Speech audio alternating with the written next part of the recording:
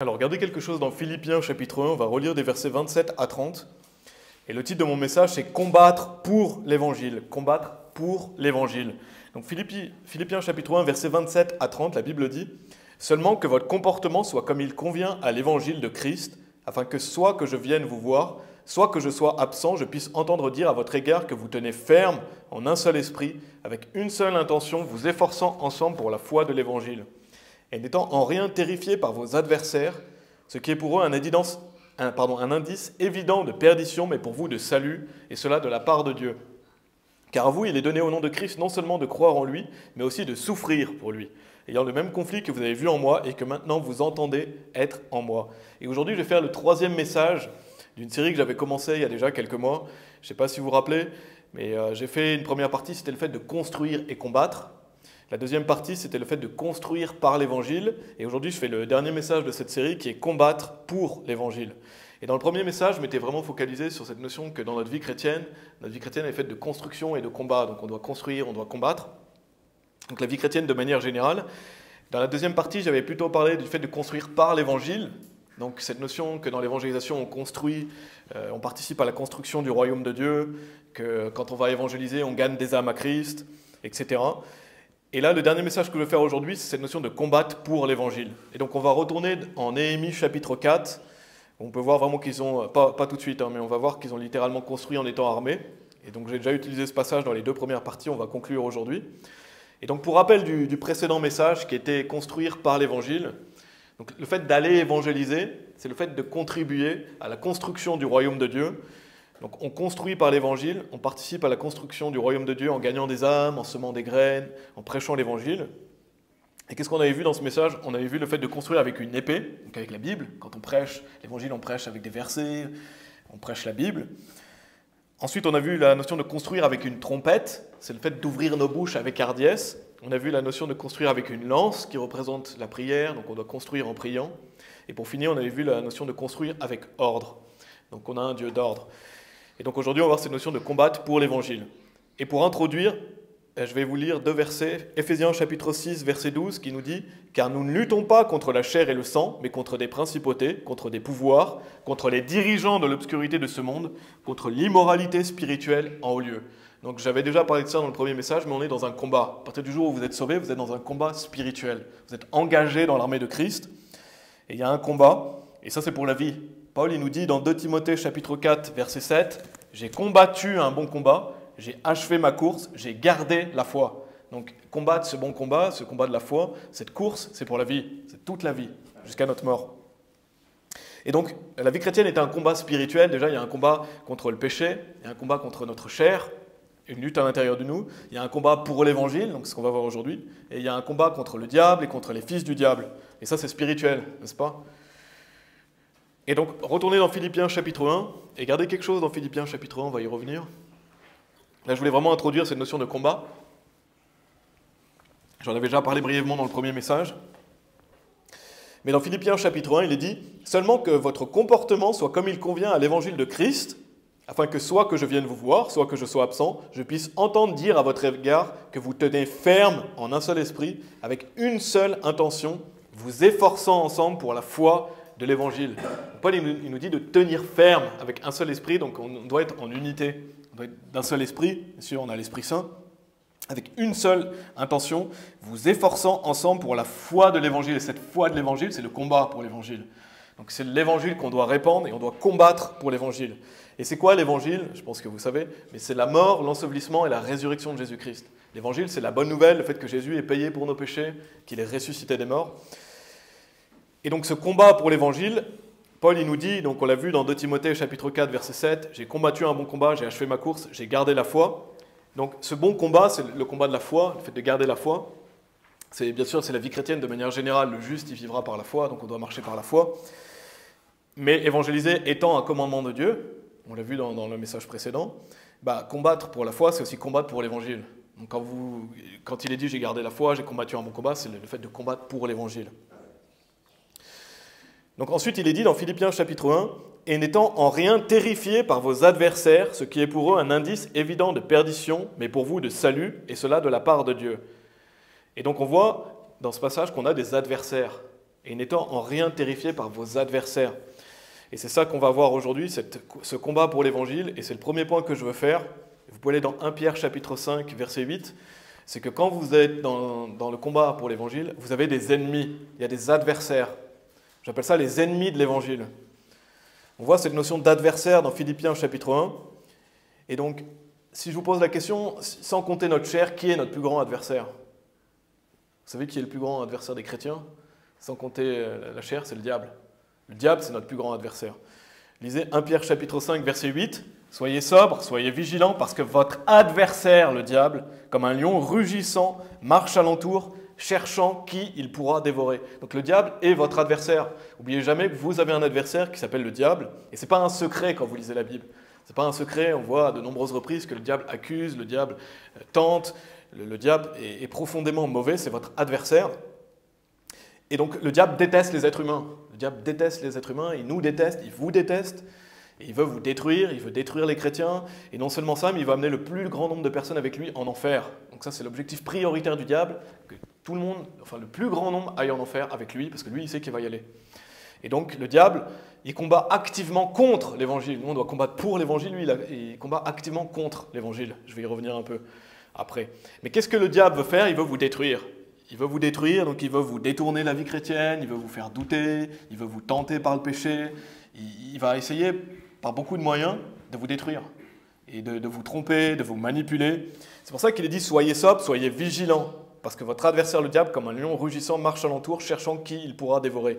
Il essaye de vous dévorer, il essaye de vous faire du mal. Et donc la Bible dit « Soyez sobres, soyez vigilants ». Et verset 9, « Auquel vous devez résister ferme dans la foi, sachant que les mêmes afflictions sont accomplies dans vos frères qui sont dans le monde. » Donc la solution, c'est de résister ferme dans la foi. Donc c'est quoi? C'est avoir confiance dans les promesses de Dieu. Vous avez confiance dans la Bible, vous avez foi. C'est pour ça que la Bible dit « le juste marchera par la foi, le bon combat de la foi », etc. Parce que vous devez résister ferme dans la foi. Donc prenez le bouclier de la foi justement pour être capable de résister aux dards enflammés du malin. Et donc ayez confiance en Dieu, dans les promesses de Dieu, comptez sur Dieu. Et bien sûr, Dieu nous protège. Et si le diable vous attaque, on peut ressentir des fois qu'on est attaqué par le diable, ou si le diable vous attaque, sachez que Dieu l'a permis. Dieu l'a permis, sinon le diable ne pourrait pas vous attaquer. Donc Dieu l'a permis, donc ayez confiance que Dieu sait ce qu'il fait, que Dieu vous protège. Et non seulement ça, mais quand vous lisez 1 Corinthiens chapitre 10, verset 13, la Bible dit que Dieu ne permettra pas que vous viviez des choses que vous n'êtes pas capable de supporter. Donc ayez confiance en Dieu, ayez confiance que Dieu a un plan pour vous. Et bien sûr, le plus important, c'est d'aimer Dieu. Parce que la Bible dit que quand on aime Dieu, toutes choses agissent ensemble pour le bien de ceux qui aiment Dieu. Donc gardez ses commandements, marchez avec Dieu, et Dieu va vous protéger du diable. Amen. Donc vraiment, le diable se pose en ennemi de l'évangile. Allez dans 2 Corinthiens chapitre 4, si vous voulez. Le diable se pose en ennemi de l'évangile, il agit contre l'évangile et il agit avec ses démons. Donc, le diable et les démons, ils vont vouloir quoi? Ils vont vouloir arrêter l'œuvre de l'évangélisation. Ils vont vouloir arrêter les chrétiens, il va vouloir dissuader les chrétiens d'aller évangéliser. Il va essayer de vous détourner de la vie chrétienne, notamment parce que comme ça, vous n'irez pas gagner des âmes. On voit dans 2 Corinthiens chapitre 4, au verset 3 et 4, il est dit « Mais si notre évangile est caché, il est caché à ceux qui sont perdus. » Notez ce qu'il est dit « En lesquels le Dieu de ce monde. » Et qui est le Dieu de ce monde? C'est le diable. Le diable, c'est le prince de ce monde, c'est le Dieu de ce monde. A aveuglé, bien sûr c'est Dieu avec un petit d, a aveuglé les intelligences de ceux qui ne croient pas, de peur que la lumière du glorieux évangile de Christ, qui est l'image de Dieu, ne brille jusqu'à eux. Donc on voit que le Dieu de ce monde, le diable, il combat activement contre l'évangile. Et qu'est-ce qu'il fait notamment? Il aveugle les gens. Il aveugle. Il est dit, en lesquels le Dieu de ce monde a aveuglé les intelligences de ceux qui ne croient pas, pour pas qu'ils croient justement. Et comment il agit? Il agit par la télévision, il agit par la musique, il agit par les livres, il agit par toute la société dans laquelle on vit, tout ce qu'il peut mettre en place pour que les gens ne cherchent pas la vérité, ou alors les gens rejettent la vérité. Donc il fait tout son possible pour formater les gens, pour pas qu'ils acceptent l'évangile. Et notamment, il va tenter les gens aussi avec les soucis de ce monde, avec la gloire, les richesses, l'amour de l'argent, etc. Et la Bible, elle parle du cours de ce monde. Ça veut dire que le monde va dans une direction. Et qui c'est qui donne cette direction? C'est le diable. Le diable donne une direction aux gens, il a un agenda, il veut que les gens aillent en enfer, et il agit activement contre l'évangile pour pas que les gens soient sauvés. Pourquoi? Parce que le diable déteste le Seigneur Jésus. Et le diable vous déteste. Si le diable essaie de vous attirer dans le péché par soi-disant, c'est attirant, etc., c'est parce qu'il vous déteste. Et le diable, bien souvent, ce qu'il fait, c'est qu'il va vous tenter, il va vous attirer, Vous allez commettre le péché, et le diable, il va s'écarter, il va dire, regardez ce qu'il a fait. Il va vous accuser après, parce qu'il vous déteste, et il ne veut pas votre bien. C'est Jésus qui veut votre bien. Et c'est pour ça que Jésus, on l'avait vu dans le message précédent, il dit « Celui qui n'est pas avec moi est contre moi, et celui qui n'assemble pas avec moi disperse de tous côtés. » Pourquoi? Parce que vu que le diable, lui, il agit activement contre l'évangile, si vous n'agissez pas pour l'évangile, en fait, vous agissez contre Jésus. Parce que vous laissez les gens en proie aux fausses religions, aux mensonges. Donc, si vous n'allez pas évangéliser, vous ne prenez pas part au combat pour l'évangile. Donc, à l'opposé, vous agissez contre, vous dispersez. Et on va aller dans Jean chapitre 8.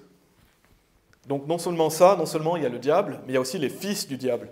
C'est ce qu'on appelle des réprouvés. Dans Jean chapitre 8, on va lire le verset 44. Jésus nous montre clairement qu'il y a des gens qui ont pour père le diable. Jean chapitre 8, verset 44, il est dit « Vous êtes de votre père le diable, et vous voulez faire les convoitises de votre père. Il a été un meurtrier depuis le commencement, et il n'est pas demeuré dans la vérité, parce qu'il n'y a aucune vérité en lui. Lorsqu'il dit un mensonge, il part de ce qui lui est propre, car il est un menteur et le père du mensonge. » Donc le diable, il n'y a aucune vérité en lui, il ment, il trompe.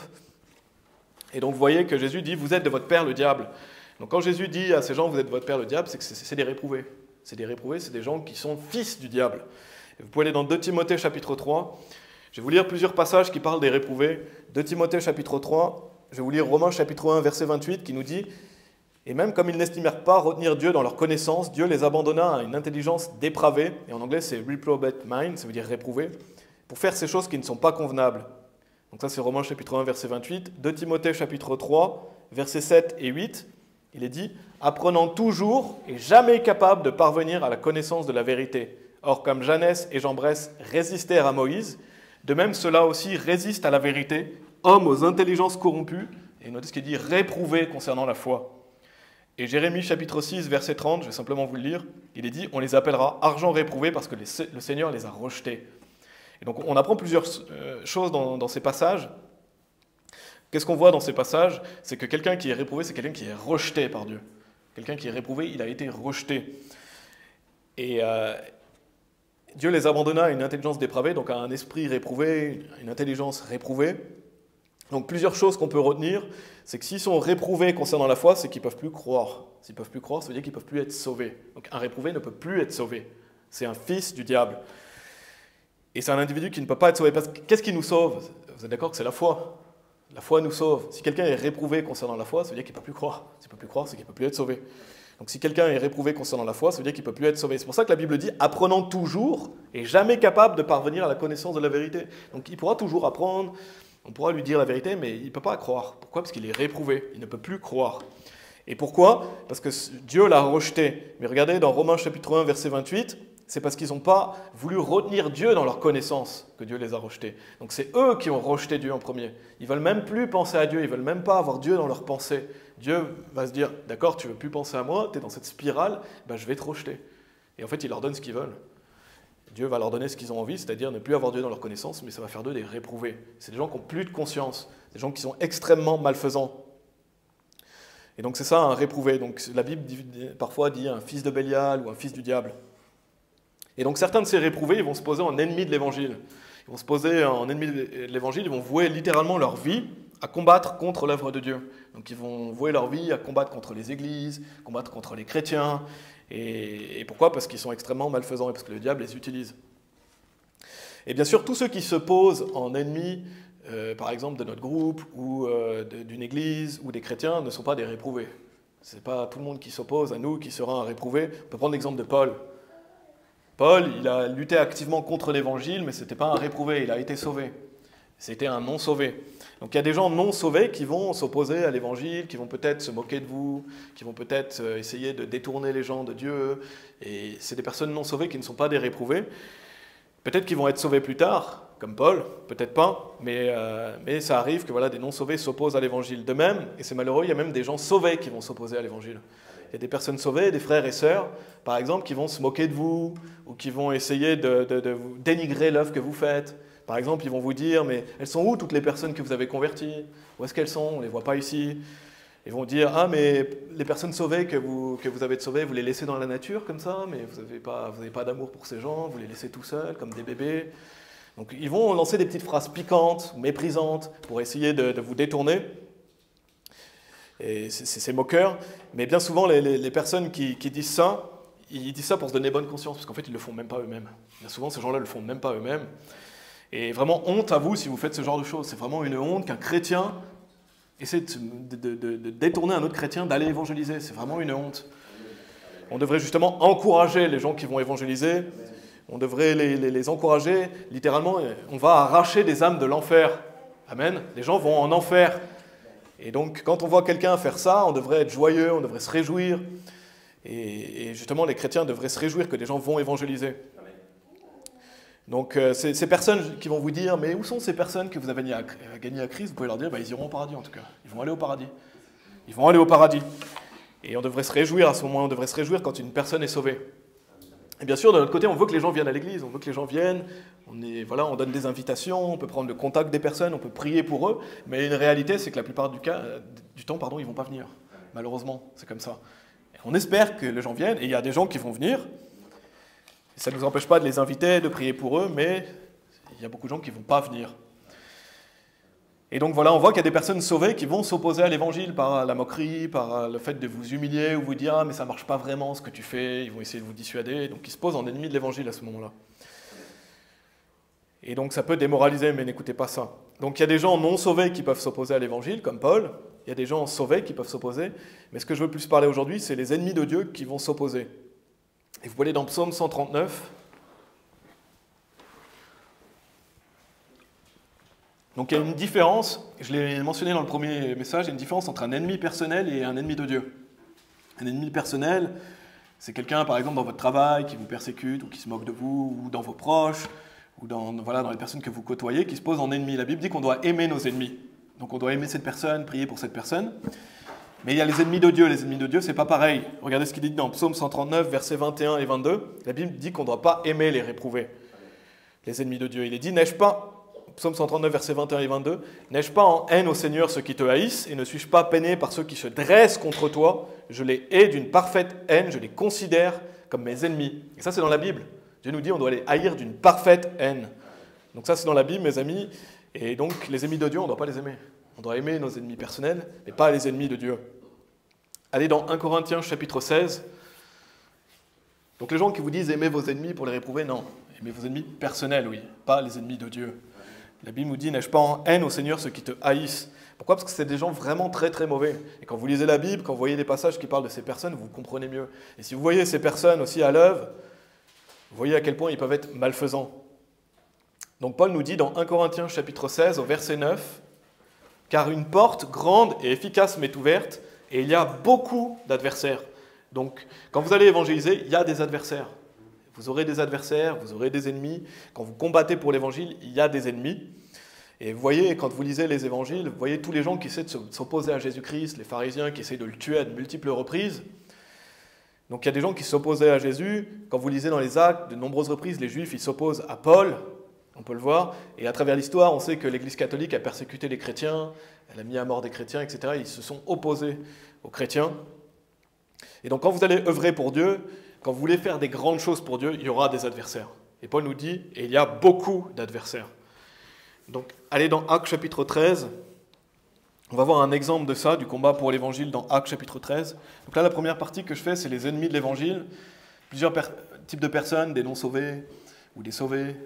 Et bien sûr, moi je parle plus particulièrement ici des réprouvés, peuvent s'opposer à l'évangile et combattre contre l'évangile. Dans Actes chapitre 13, on voit un exemple du combat pour l'évangile, des versets 44 à 52. « Et le jour du sabbat suivant, presque toute la ville vint s'assembler pour entendre la parole de Dieu.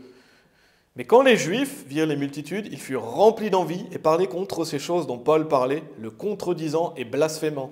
Alors Paul et Barnabas s'enhardirent et dirent « Il fallait que la parole de Dieu vous soit adressée en premier, mais voyant que vous la repoussez et que vous vous jugez vous-même indigne de la vie sempiternelle, voici, nous nous tournons vers les gentils. Car ainsi nous l'a commandé le Seigneur, disant « Je t'ai établi pour être une lumière des gentils, afin que tu sois pour salut jusqu'au bout de la terre. » Et lorsque les gentils entendirent cela, ils furent contents et glorifièrent la parole du Seigneur. Et tous ceux qui étaient désignés à la vie éternelle crurent. Et la parole du Seigneur fut publiée à travers toute la région. Mais regardez après ce qu'il est dit, mais les Juifs incitèrent les femmes dévotes et honorables, ainsi que les hommes importants de la ville, et suscitèrent une persécution contre Paul et Barnabas, et les expulsèrent de leur côte, mais ils secouèrent la poussière de leurs pieds contre eux, et vinrent à Iconium, et les disciples étaient remplis de joie et de l'Esprit Saint. Donc on voit Paul et Barnabas ici, ils vont vraiment littéralement retourner la ville par l'évangile. Ils vont prêcher la parole de Dieu, des gens qui vont se convertir, des gens qui viennent écouter. Donc ils font vraiment une grande œuvre pour Dieu. Mais les Juifs non-croyants, ils vont faire quoi? Ils vont se poser en ennemis. Ils vont vouloir expulser Paul et Barnabas, ils vont tout faire en sorte pour qu'ils soient expulsés, et ils vont être expulsés. Mais on voit qu'il y a un combat. Paul et Barnabas sont engagés dans un combat. Quand vous allez prêcher l'évangile, vous êtes dans un combat spirituel. Et plus il y a de gens qui vont écouter, plus ça porte de fruits, plus vous aurez d'adversaires. Et Paul, ici, voilà, il y a vraiment des gens qui se sont ligués, ils ont incité les personnes pour les faire expulser. Pourquoi? Parce que Paul et Barnabas faisaient l'œuvre de Dieu. Donc on voit des gens qui se posent en ennemis de l'évangile. On voit vraiment cette notion de combat dans ce passage. Et c'est pour ça que Paul a dit, car une porte grande et efficace mais ouverte, il y a beaucoup d'adversaires. Donc soyez pas étonnés si vous avez des gens qui s'opposent à vous, qui s'opposent à notre groupe, qui s'opposent à notre évangélisation, ça ne devrait pas vous étonner. C'est des choses qu'on retrouve dans la Bible, c'est des choses qui sont bibliques. Et souvenez-vous ce qu'on a vu en Philippiens chapitre 1, car à vous il est donné au nom de Christ non seulement de croire en lui, mais aussi de souffrir pour lui. Et j'ai déjà fait un message sur le fait de souffrir pour Christ, mais comptez ça comme une bénédiction, quand vous devez être compté digne de souffrir pour Christ. Donc quand vous souffrez pour Christ, la récompense elle va vraiment avec. Et vous verrez les gens qui vont souffrir pour Christ, à quel point ils vont être récompensés au paradis. Donc Dieu vous fait une bénédiction quand vous souffrez pour lui. Et ça vous rapproche de Christ, vous avez l'impression de vivre dans les psaumes, si vous avez des adversaires. Et donc, voilà, on doit voir les choses avec les yeux spirituels, en vue de l'éternité. Et vraiment, on pourrait voir des multiples passages dans Actes, dans les évangiles, qui montrent ce combat pour l'évangile. Mais pour finir, si vous êtes dans Actes chapitre 13, on va aller juste un peu plus loin au chapitre 20, pour finir ce point, donc ce point des ennemis de l'évangile. On va lire des versets 28 à 31, Actes chapitre 20. Il est dit « Prenez donc garde à vous-même et à tout le troupeau sur lequel l'Esprit Saint vous a établi surveillant, de nourrir l'Église de Dieu, qu'il a acquise par son propre sang. Car je sais ceci qu'après mon départ... » Donc regardez Paul, ce qu'il dit, il dit qu'après son départ, des loups redoutables s'introduiront parmi vous, qui n'épargneront pas le troupeau. Aussi parmi vous-même s'élèveront des hommes parlant de choses perverses pour attirer des disciples après eux. Par conséquent, veillez, et souvenez-vous que durant 3 ans, je n'ai cessé d'avertir nuit et jour chacun de vous avec larmes. Donc on voit que Paul, il avertit qu'après son départ, il y a des loups redoutables qui vont s'introduire. Et ça permet de faire la transition vers ma deuxième partie, qui sont les techniques de l'ennemi. Et par technique de l'ennemi, je veux dire les armes de l'ennemi. Donc qu'est-ce que l'ennemi peut faire pour vous nuire, pour nuire à un groupe, pour nuire à une église? Et j'en avais déjà parlé un peu dans le premier message, j'ai parlé de certaines choses, mais là je vais développer un peu plus. Et je ne vais pas parler en détail de chaque technique, de chaque arme, parce que c'est un message complet à chaque fois. Et je vous encourage, je mettrai dans la description de cette vidéo une playlist de frère Yann Taverner de Sur Foundation. Il a fait une série de messages sur les armes de l'ennemi. Et je mettrai dans la description de cette vidéo si vous voulez regarder plus en détail. Moi, je vais parler de certaines techniques de l'ennemi, et notamment reliées à l'évangélisation, parce que le titre de mon message, c'est « Combattre pour l'évangile ». Mais ça pourrait faire un message complet pour chaque, et je ne vais pas citer toutes les armes que peut utiliser l'ennemi. Je vais vous lire Éphésiens chapitre 6, verset 11, et donc vous pouvez aller dans Galates chapitre 2. Éphésiens chapitre 6, verset 11 nous dit « Revêtez-vous de toute l'armure de Dieu, afin que vous puissiez être capable de résister aux stratagèmes du diable. » Donc dans Éphésiens chapitre 6, on voit l'armure de Dieu, et elle est bien décrite dans Éphésiens chapitre 6, je ne vais pas le rementionner, mais le diable, il a des stratagèmes. Ça veut dire qu'il a des techniques, il a des ruses pour tromper, pour décevoir. Et la Bible nous dit justement qu'on doit résister aux stratagèmes du diable. Et donc on va en voir quelques-unes aujourd'hui, et ça pourrait s'appliquer à la vie chrétienne de manière générale, ce que je vais dire, mais vraiment je le tourne vers l'évangélisation aujourd'hui. Parce que le titre de mon message, c'est « Combattre pour l'évangile ». Et la première arme de l'ennemi, technique de l'ennemi, c'est l'infiltration. C'est-à-dire que l'ennemi va vouloir s'infiltrer dans les églises ou dans les groupes chrétiens. On a vu dans Actes chapitre 20, « Car je sais ceci qu'après mon départ, des loups redoutables s'introduiront parmi vous, qui n'épargneront pas le troupeau. Aussi parmi vous-même s'élèveront des hommes parlant de choses perverses pour attirer des disciples après eux. » Donc il y a des gens qui vont venir dans les églises dans le but de détruire, de pervertir, d'arrêter l'œuvre de Dieu. Par exemple, des gens qui vont venir pour enseigner des hérésies de damnation. Ils vont vous dire, peut-être que le salut il est par les œuvres. Ou ils vont essayer de vous dire, peut-être que Dieu c'est une seule personne en fait, c'est pas 3 personnes. peut-être que la Trinité, c'est pas vraiment biblique. Ils vont essayer d'insinuer le doute. Ils vont essayer d'amener des doctrines perverses. C'est des hommes pervers qui font ça. Parlant de choses perverses pour attirer des disciples après eux. Parce qu'il y a des gens qui vont essayer de récupérer des gens après eux pour les faire partir de l'Église. Parce que le diable, il veut que vous soyez détournés. Et c'est vraiment le plus dangereux, c'est que le diable, il attaque de l'intérieur. C'est vraiment le plus dangereux quand des gens vous attaquent de l'intérieur. Parce que ça peut faire exploser une église. C'est pour ça qu'il faut être vigilant. Donc des gens vont essayer d'enseigner un faux salut. Et on voit dans Galates chapitre 2, si vous y êtes, on va lire les versets 4 et 5. Donc ça peut être des hérésies ou ça peut être des hérésies de damnation. Galates chapitre 2, versets 4 et 5, il est dit... Et cela parce que de faux frères, donc il peut y avoir des faux frères parmi nous, il peut y avoir des gens qui se prétendent être frères mais qui ne le sont pas. Et des gens qui se prétendent aussi être sœurs et ne le sont pas. Subrepticement introduits qui s'étaient glissés pour épier notre liberté, laquelle nous avons en Christ Jésus, pour qu'ils puissent nous amener à la servitude, auquel nous n'avons pas cédé par soumission, non pas même une heure, afin que la vérité de l'Évangile puisse continuer avec vous. Donc ici, dans notre groupe, je suis persuadé qu'on a des très bonnes personnes et nous aurons aussi des très bonnes personnes par l'avenir. Dieu merci. Et on doit savoir laisser le bénéfice du doute aux gens, on doit être hospitalier, on doit espérer le meilleur des personnes qui viennent parmi nous. Mais quand il y a des évidences, quand il y a des preuves, quand il y a des drapeaux rouges, il faut avoir du discernement, il faut savoir juger. Ne croyez pas que tous les gens qui vont venir à l'église sont bien intentionnés. Ne croyez pas que tous les gens qui vont venir cherchent vraiment Dieu. Il y en a qui veulent détruire l'œuvre de Dieu. Et il y aura sûrement...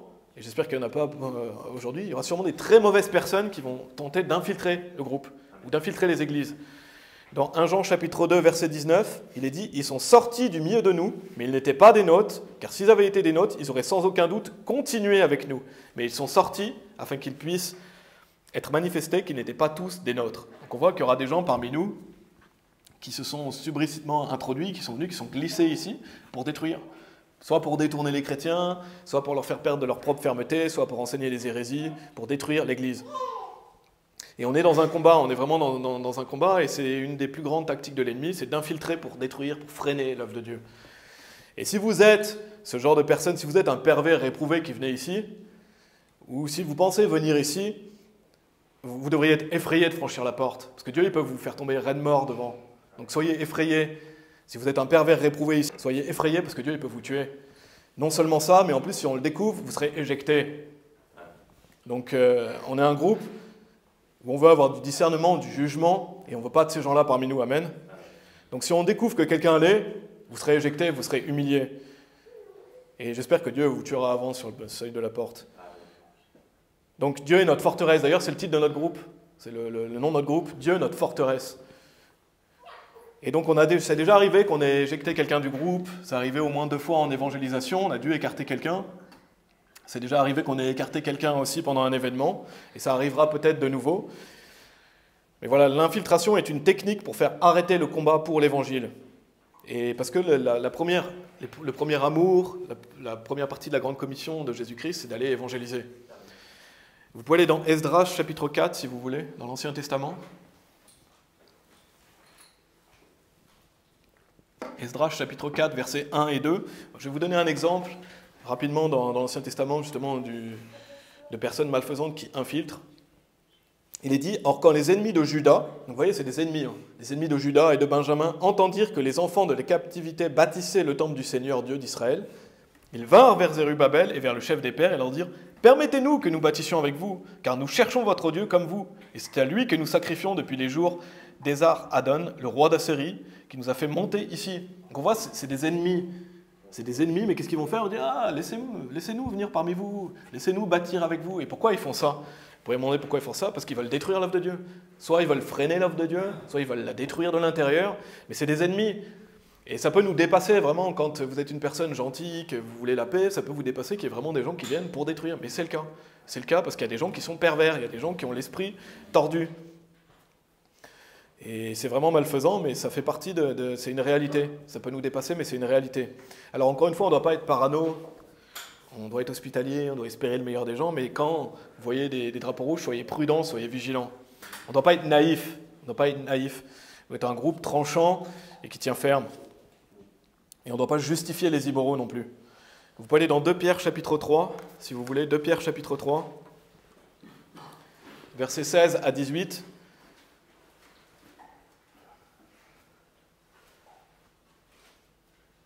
Il est dit, comme aussi dans tous ces épîtres, y parlant de ces choses dans lesquelles il y a certaines choses difficiles à comprendre, lesquelles ceux qui sont sans instruction et instables déforment, comme ils le font aussi des autres écritures, à leur propre destruction.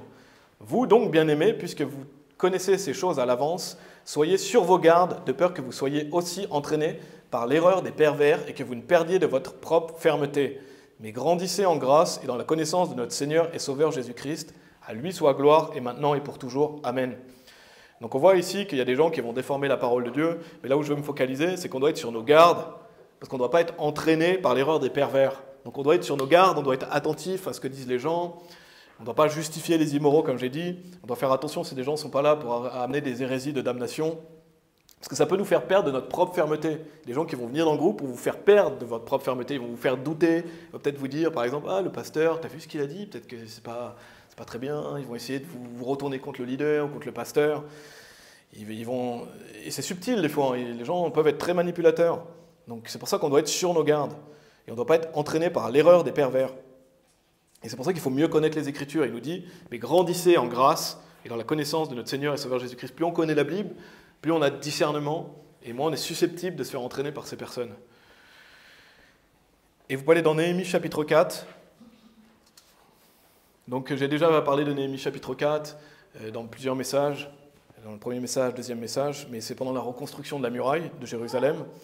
Et on voit qu'il y a, là je vous ai parlé de l'infiltration, mais il y a plusieurs autres techniques de l'ennemi. Néhémie chapitre 4, versets 1 à 6, il est dit « Mais il arriva, lorsque Sanballat apprit que nous bâtissions la muraille, qu'il se courrouça et fut fort indigné, et il se moqua des Juifs. Et il parla devant ses frères et devant l'armée de Samarie et dit « Que font ces faibles Juifs? Se relèveront-ils? Sacrifieront-ils? Achèveront-ils en un jour? Feront-ils revivre les pierres des monceaux de décombres puisqu'elles sont brûlées ?» Alors Tobia, l'ammonite, était auprès de lui et il dit « Quoi qu'ils bâtissent, si un renard montait, il démolirait leurs murailles de pierre. Entends, ô notre Dieu, car nous sommes méprisés, et fais retourner leur outrage sur leur propre tête, et donne-les en proie dans un pays de captivité. Et ne couvre pas leur iniquité, que leur péché ne soit pas effacé devant toi, car ils t'ont provoqué à la colère face à ceux qui bâtissent. Ainsi nous avons rebâti la muraille, et toute la muraille fut jointe jusqu'à sa moitié, car le peuple avait dans la tête de travailler. » Donc on voit qu'il y a cet homme, Sanballat, probablement un ennemi de Dieu, un réprouvé, qui était en colère et indigné parce qu'il construisait, il faisait quelque chose pour Dieu. Et c'est vraiment un principe important, c'est que quand vous construisez par l'Évangile, il y aura des gens qui vont être en colère, des gens qui vont être indignés, des gens qui vont vouloir s'opposer à l'œuvre de Dieu. On l'avait vu dans cette notion de construire par l'Évangile. Mais on peut voir une deuxième technique de l'ennemi dans ce passage, c'est la moquerie. La moquerie, la démoralisation, il dit « il se moqua des Juifs ». Donc une deuxième technique de l'ennemi, c'est se moquer de vous, vous démoraliser. Et peut-être ça peut être vos proches, peut-être ça peut être à votre travail, des personnes que vous côtoyez qui vont se moquer de vous, vous humilier, pour vous détourner en fait. Et quand vous allez évangéliser, ça peut arriver aussi que vous allez vers des gens et ils vous rigolent au nez, ils se moquent de vous, tu n'as pas d'autre chose à faire, ou ils vont dire non, moi je suis athée, ils vont essayer de vous humilier, se moquer de vous. Ça fait partie de la vie chrétienne, ça fait partie du combat pour l'évangile. Il faut accepter d'être humilié, accepter la honte. Donc ça, c'est une des techniques, la moquerie, la démoralisation. Il est dit, que font ces faibles juifs? Se relèveront-ils? Sacrifieront-ils? On voit qu'il essaie de les démoraliser. Feront-ils revivre les morceaux de... Et un peu plus loin, il est dit, si un renard montait, il démolirait leurs murailles de pierre. Donc il se moque d'eux. Il dit, ah, ce que vous faites, ça ne sert à rien. Et c'est pas solide. Donc là, on voit de la moquerie, de la démoralisation. Et donc, comme je l'ai dit, il y a des gens sauvés qui vont essayer de minimiser l'impact de ce que vous faites. Donc ils vont se moquer de vous, vous humilier, vous disant « Ah, ça ne sert à rien, regarde, il n'y a personne qui vient dans ton groupe, regarde comme ton groupe, il est petit. » Et écoutez pas ces personnes. Donc ça, c'est la moquerie, la démoralisation. On peut voir aussi la peur, le fait d'effrayer, le fait de faire peur. Et ça pourrait faire un message complet sur la peur. Donc je ne vais pas développer en détail parce que c'est vraiment quelque chose d'important. Et c'est quelque chose que l'ennemi utilise beaucoup, la peur. Il essaie de faire peur.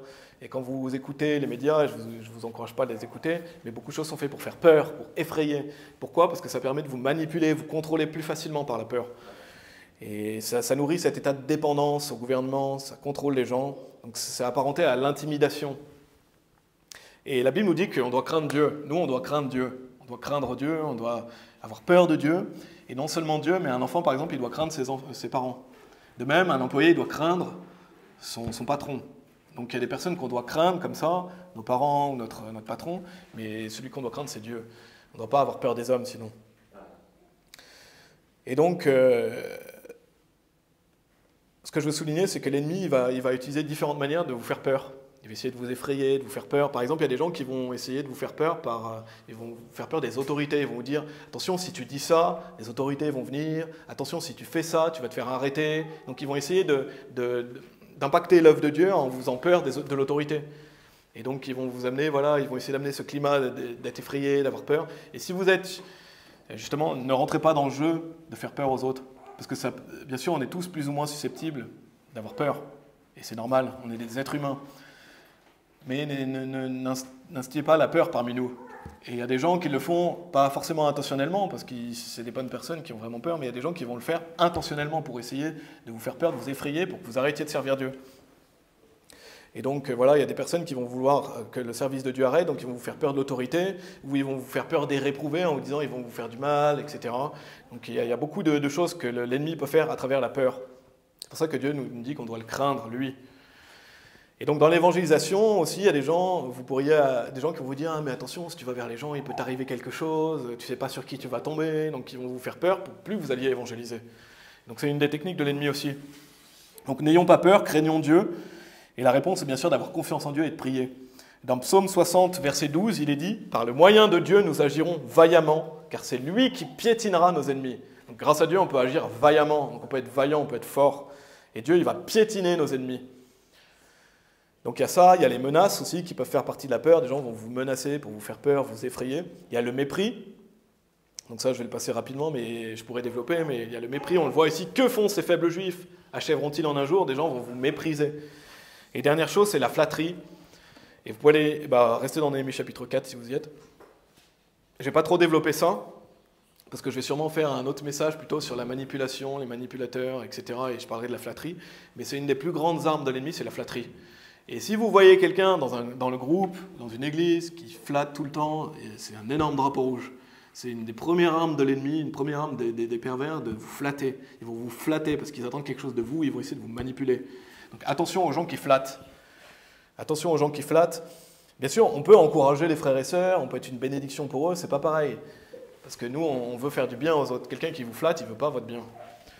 Et donc c'est un drapeau rouge, soyez vigilants si les gens sont flatteurs. Et donc, dernière chose sur ce point, donc si vous êtes dans Néhémie chapitre 4, je vais lire les versets 7 à 9, j'ai bientôt fini. Il est dit, mais il arriva lorsque Sanballat et Tobia et les Arabes et les Ammonites et les Ashdodites apprirent que les murs de Jérusalem étaient complétés et que les brèches commençaient à se fermer, qu'ils furent fort courroucés, et ils conspirèrent tous ensemble pour venir se battre contre Jérusalem et pour l'empêcher dans son dessein. Néanmoins, nous avons prié à notre Dieu et placé une garde contre eux de jour et de nuit à cause d'eux. Donc ça, c'est une leçon essentielle aussi, pour conclure ces techniques de l'ennemi, c'est que des fois, l'ennemi va arrêter de vous persécuter, ou voilà, il va se détourner, mais après, peut-être qu'il va revenir plus fort, et peut-être même plus nombreux. On le voit ici, ils reviennent encore plus nombreux.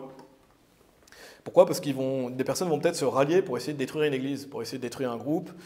Et bien sûr, ça dépend de la taille aussi, ça dépend de plein de choses, mais des personnes peuvent se rallier pour tenter de faire cesser l'œuvre de Dieu. Et par la foi, l'ennemi peut gagner des batailles, mais il ne gagnera jamais la guerre.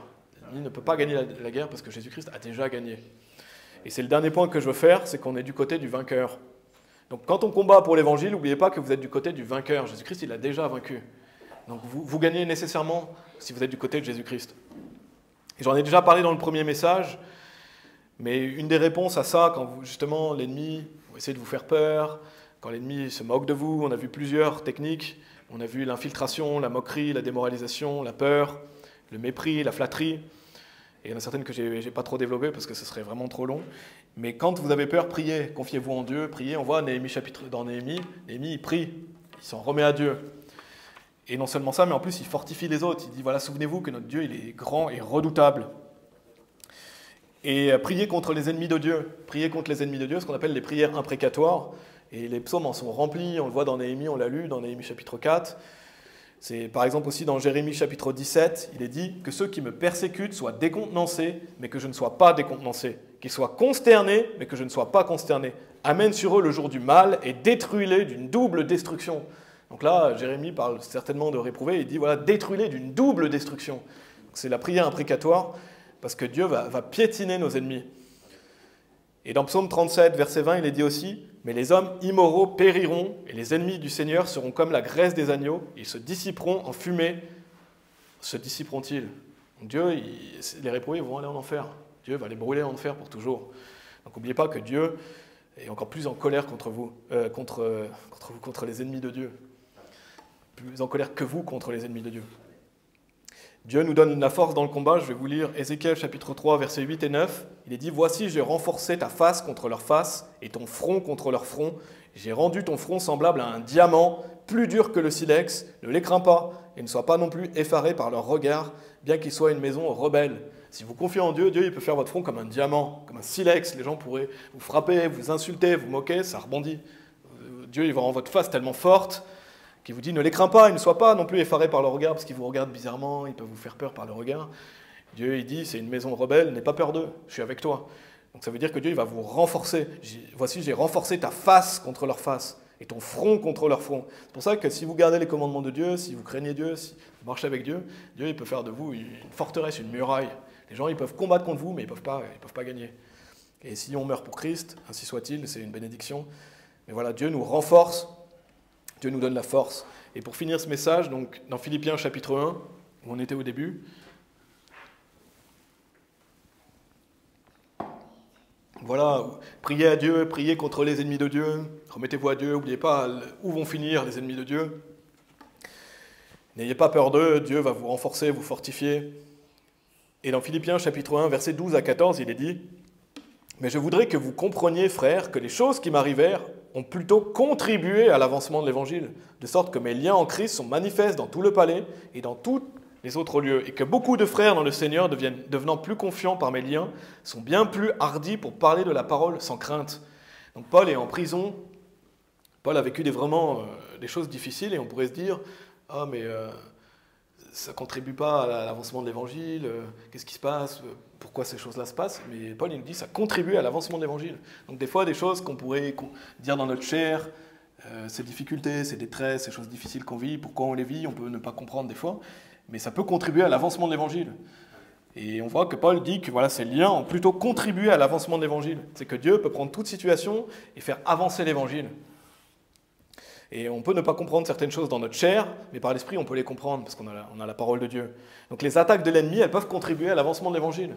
Les attaques de l'ennemi peuvent contribuer à ça. Ça peut rendre aussi les gens plus hardis, plus confiants dans le Seigneur, avoir plus de foi. Dieu peut fortifier, augmenter notre foi. Donc quand on combat pour l'Évangile, on doit avoir confiance que les difficultés, les détresses, les persécutions peuvent contribuer à l'avancement de l'Évangile. Amen. On est du côté du vainqueur, donc combattons pour l'Évangile. Amen. On va prier. Merci Seigneur pour ta parole, merci, vraiment infiniment merci de nous avertir du danger de certaines personnes, des psychopathes, des réprouvés, des gens qui sont extrêmement malfaisants. Merci Seigneur de nous avoir donné ta parole pour nous avertir de ces gens-là, qu'on puisse s'éloigner d'eux, qu'on puisse prier contre eux, qu'on puisse protéger nos enfants, qu'on puisse s'écarter de ces gens-là. Donne-nous du discernement Seigneur, chacun d'entre nous, pour bien juger, pour avoir de la sagesse, de la prudence. Seigneur, aide-nous à ouvrir les yeux s'il y a des gens malfaisants.